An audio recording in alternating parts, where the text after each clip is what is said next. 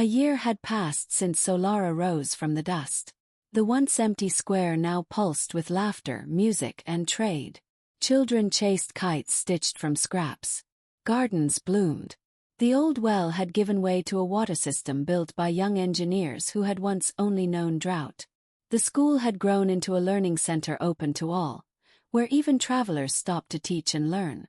But growth, as they would learn, does not come without resistance.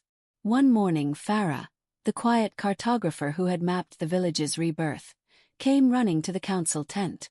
"There's a group coming from the east," she said, breathless. "They've set up camp in the hills. Armed. Watching." Alia gathered the council. Tomas stood beside her, jaw tight. Mira, Elias, Jaren, and others sat in a circle. No thrones, no hierarchy. "They haven't made demands," Tomas asked. "Not yet," said Farah. "But they don't look like traitors." Solara had always believed in openness. Its gates were never closed. Anyone willing to build, teach, or learn was welcome. But this group, the Dust Guard, was different. Former mercenaries turned bandits. They now roamed with the belief that strength alone gave them the right to rule.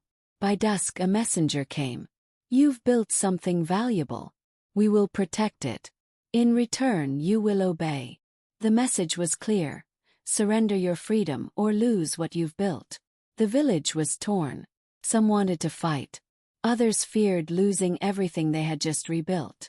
The air was heavy, not just with danger, but with doubt. That night, Alia stood in the square. "We did not come this far to hand over what we created," she said.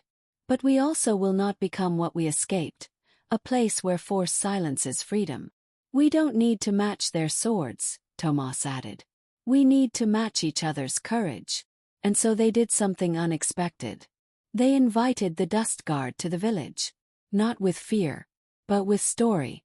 At sunrise, the invaders found no soldiers at the gate. Only children offering bread. Women tending gardens. Men and women working side by side to raise the frame of a new library. Confused, the Dust Guard's leader entered the village, and saw something he did not expect. Order without fear. Leadership without dominance. Strength in cooperation, not in conquest. "You built this?" he asked Alia. "We all did," she replied. "Why didn't you run?" "Because it's worth standing for. And because we know, if we kneel now we never stand again." There was a silence. Then something changed. The Dust Guard left. Not all though. 2 of them, a healer and a cook, asked to stay. They had seen enough destruction. They wanted to build. And just like that, the people of Solara understood. The wind had turned. Not because they had won a war, but because they had refused to become part of one.